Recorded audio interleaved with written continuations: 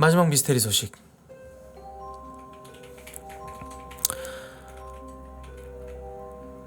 코트의 미스테리, 흔적 없이 사라진 아이 아다치 유키 실종 사건. 아무래도 이름이 일본 사람인 것 같습니다.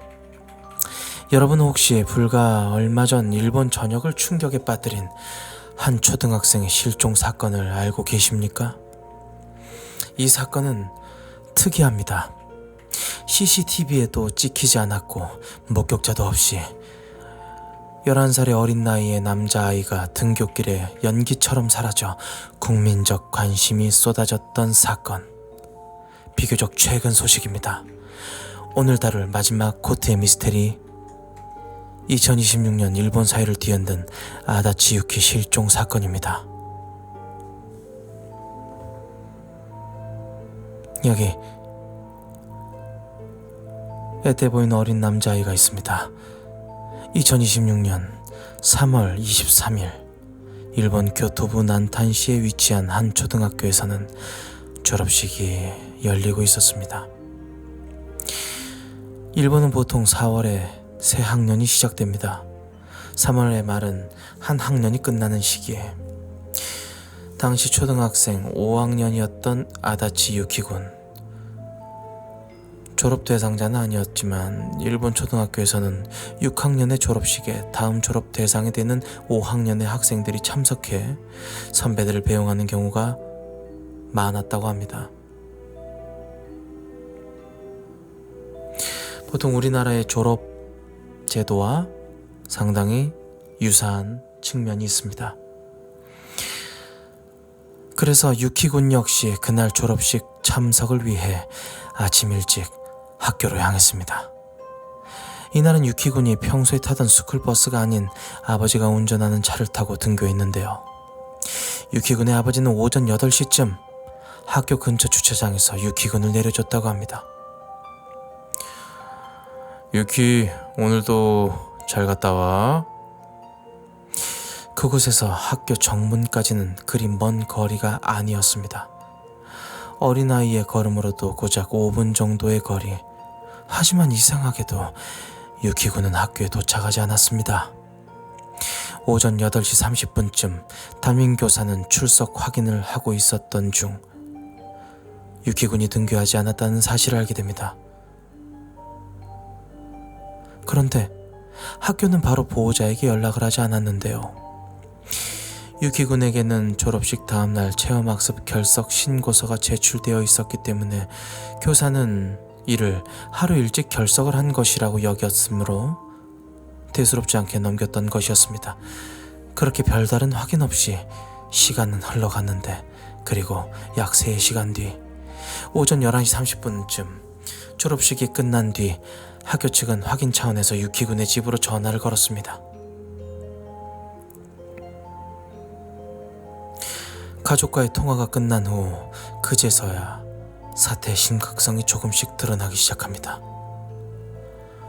유키군은 주차장에서 교문까지 이어지는 그 짧은 5분의 거리 길 위에서 사라졌다는 뜻이 되는데, 유키군은 어딜 간 것일까요? 정말 이상한 점은 아무도, 그 누구도 유키군을 목격했다는 사람이 없었습니다. 그날은 졸업식이 있었던 날이었기 때문에 평소보다 유동인구가 많았음에도 그 누구도 유키군을 봤다는 사람은 나오지 않았습니다. 아이가 교문 쪽으로 걸어가는 모습을 보지 못했고, 아이가 다른 곳으로 향하는 모습 또한 보지 못했습니다.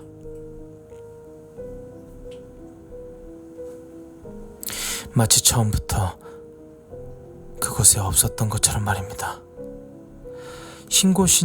실종 신고가 접수된 뒤 아버지는 직접 유키군의 이름을 부르며 학교 주변을 돌아다녔습니다.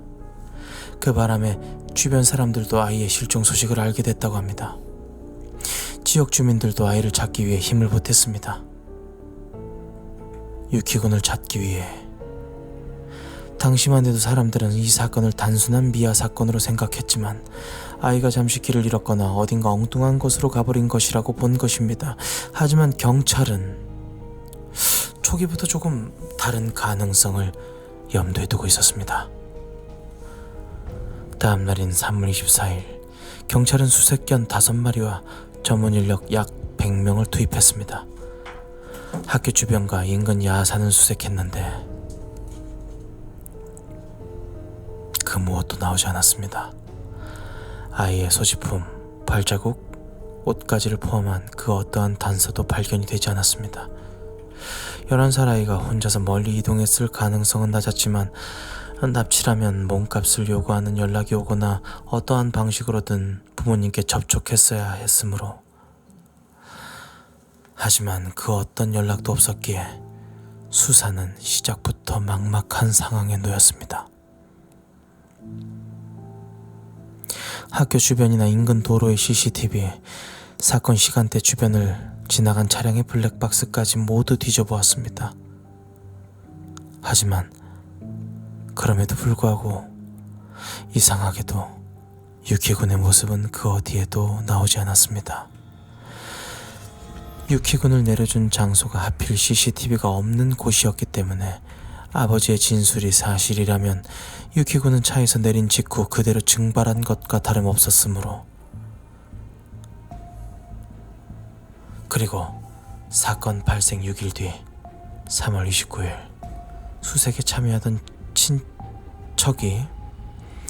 유키군의 친척이 학교에서 약 3.5km 떨어진 야산 입구에서 드디어 유키군의 책가방을 발견합니다.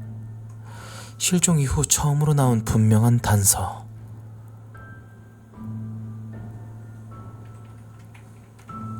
일본의 언론을 통해서 공개된 피해자의 가방 사진. 하지만 이 단서는 사건을 풀어주기는커녕 오히려 더 큰 의문을 남겼습니다. 자, 가방이 발견된 장소는 이미 여러 차례 수색이 이루어졌던 곳이었기 때문이었죠. 그 누구도 이것을 발견하지 못했다고요? 깊은 산속도 아닌 야산의 입구였기 때문에 그곳에 처음부터 가방이 있었다면 진작 발견이 됐어야 했죠. 게다가 발견되기 며칠 전 비가 많이 내렸지만 발견된 가방에는 젖은 흔적이 거의 없었습니다. 자, 이를 토대로 보아 유키군의 가방은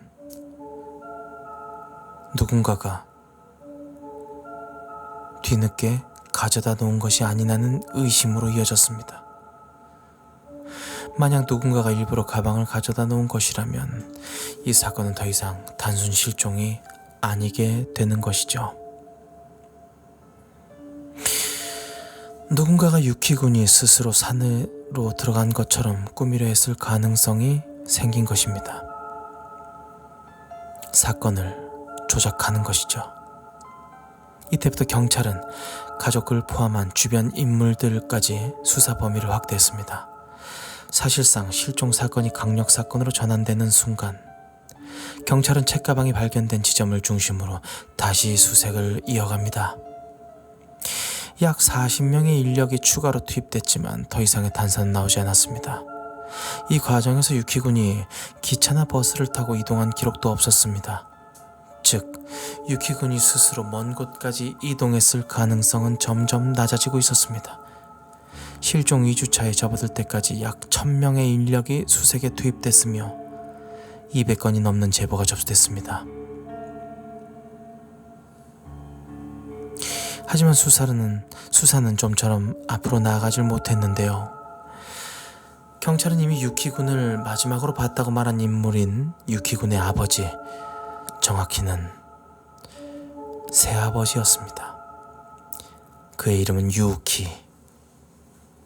경찰은 이제 새아버지였던 유키의 진술이 처음부터 거짓이진 않았을까 하는 가능성을 염두에 두고 있었습니다. 하지만 아직까지는 그 어떤 증거조차 없었기 때문에 그 또한 확신할 수 없었죠. 경찰이 그를 의심하는 이유는 간단했습니다. 그가 범인이 아니라면 사건 자체가 설명이 안 되기 때문이죠. 앞에서 말한 대로 사건 장소 인근의 모든 CCTV는 물론 근처 차량의 블랙박스에도 찍히지 않았다면 애초부터 진술이 거짓이거나 데려다준 사람이 범인일 가능성이 가장 높을 것이라고 여긴 것입니다. 누구나 그렇게 생각할 수 있죠. 실제로 이 시기에 일본은 물론 한국 커뮤니티에서도 활발한 논쟁이 오갔습니다. 많은 네티즌들 역시 새아버지를 의심하게 됐죠.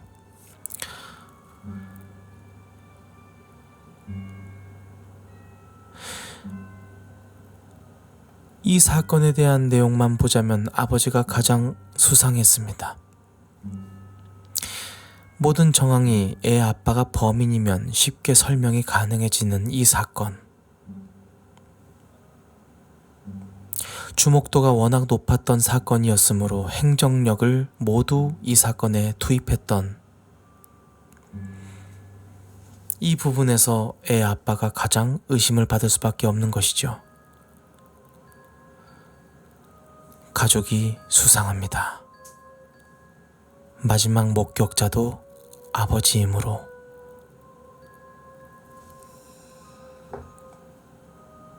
매우 수상합니다. 경찰은 그 짧은 5분의 공백을 끝없이 추적했습니다. 그리고 4월 12일 자택에서 약 3.5km 떨어진 야산에서 유키군의 것으로 추정되는 운동화가 발견됩니다. 그런데 이 신발 역시 이상한 상태였습니다. 마치 누군가 정리해 놓은 것처럼 가지런히 놓여 있었는데, 더 이상한 점은 신발이 발견된 장소와 가방이 발견된 장소의 사이의 거리였습니다. 직선 거리로만 봐도 약 5km. 11살 아이가 혼자 산악지형을 이동하면서 가방과 신발을 서로 다른 장소에 두고 이동한다고요? 상식적으로 납득하기 어려웠습니다. 그리고 그 과정이 누구에게도 목격되지 않았다는 것. 그리고 다음날 2026년 4월 13일 오후 4시 45분쯤 학교에서 약 2km 떨어진 산속에서 어린 남자아이로 추정되는 시신이 발견됩니다. 실종 3주 만이었습니다. 시신은 등을 바닥에 대고 반듯하게 누워 있었으며 마치 누군가가 그곳에 조심스럽게 눕혀놓은 것처럼 인위적이었다고 합니다. 낙엽이나 흙으로 덮어 시신을 숨기려 한 흔적은 뚜렷하지 않았습니다. 다음 날인 4월 14일 DNA 감정 결과 시신은 결국 실종된 유키군으로 확인이 되었습니다. 하지만 시신은 정확한 사인은 물론 성별조차 확인하기 어려울 정도로 심하게 부패한 상태였습니다.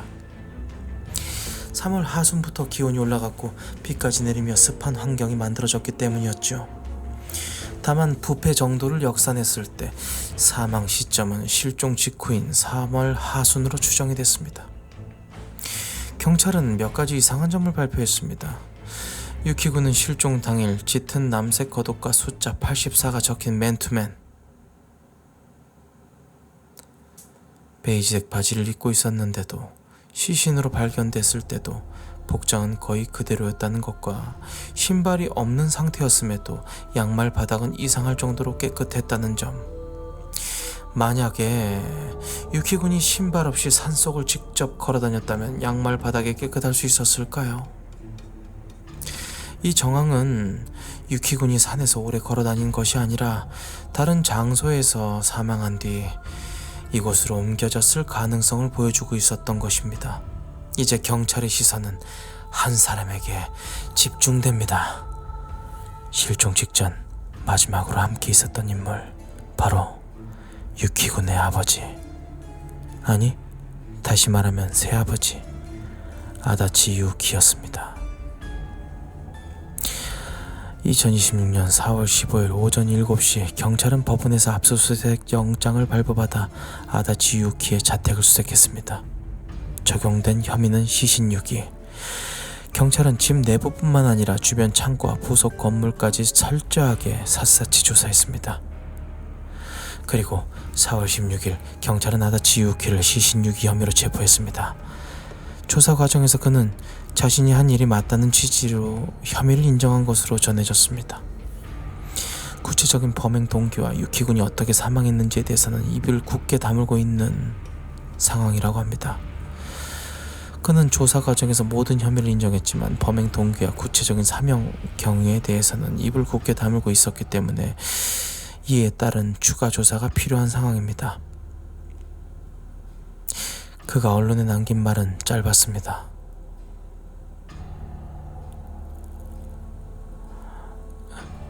제가 한 일이 틀림없습니다. 제가 드릴 말씀은 그것뿐입니다. 불과 얼마 전 벌어진 이 사건은 아직도 많은 의문을 남긴 채 수사가 이어지고 있습니다. 아다치 유키군 사망의 사건에 대한 이야기는 여기까지입니다.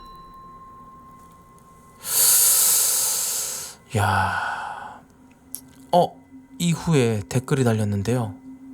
학교에 들렀다가 안 내려주고 공중화장실에서 살해했다 그래요. 범행 당일 폰으로 시신 유기 방법을 검색한 거와 그리고 불박을 지운 것이 걸렸다고 하네요. 미친 새끼네.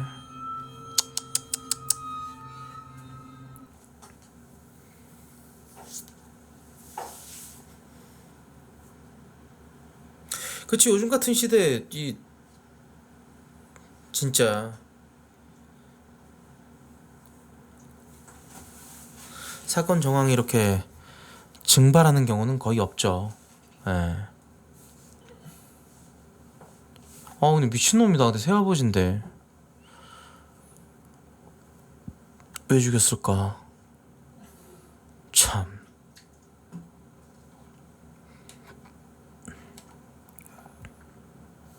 그거 아세요, 여러분들? 구더기 부사관 이 사건, 남편 형이 확정됐다 그래요.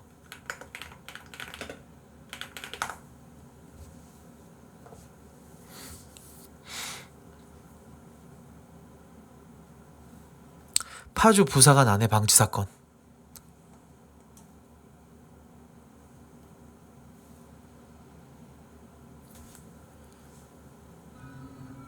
무기징역을 군 검찰이 구형했다고 합니다. 그리고 6월 2일 얼마 전이죠. 군사법원은 피고인 김씨에게 징역 30년을 선고했다고 합니다. 재판부는 고의가 있었다고 판단했대요. 피고인이 납득하기 어려운 변명을 하며 반성하지 않는 모습을 보인다며 이와 같은 판결을 내렸다고 합니다. 이게 옳게 된 것이죠. 예. 아무래도 돌아가신 와이프분이 좀 명확한 어떤 본인의 의사표현을 하지 않은 것으로 인해서 이 사건에 대해서 굉장히 의아했던 사람들이 있었지만 결국 재판부는 옳은 판례를 남겼다고 저는 그렇게 생각을 합니다. 결대로 간 거지. 말이 돼? 씨발.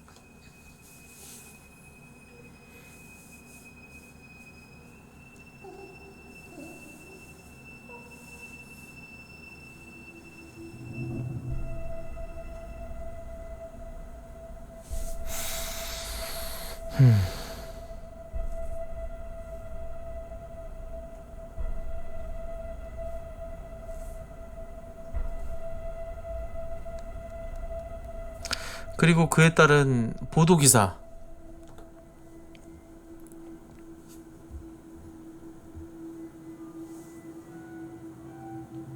공소장에는 아내가 아픈 게 짜증이 나서 방치했다고.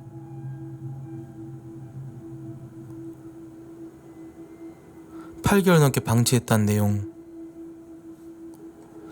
근데 결혼 반지를 끼고 나와서 자신의 혐의를 부인했다는.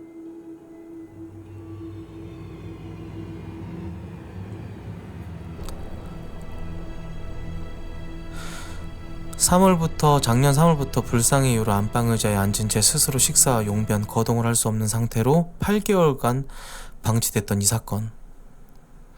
정신질환이 싫고 짜증이 난다는 이유로 병원에 데려가지 않았고 과자, 빵, 음료수 같은 간단한 음식만 제공한 채 용변도 치우지 않았다고. 진짜 그 유가족들이 너무 충격에 휩싸일 수밖에 없는 사건이었죠. 저도 미스테리 하면서 진짜 기억에 남는 사건이었어요. 비교적 최근이었고. 구더기 방치.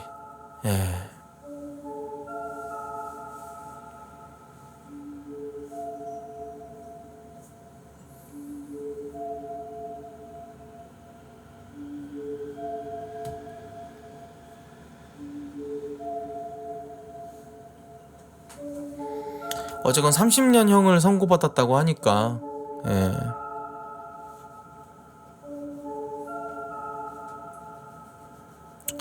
아무튼 뭐 고인이 정말 편히 잠드셨으면 좋겠습니다.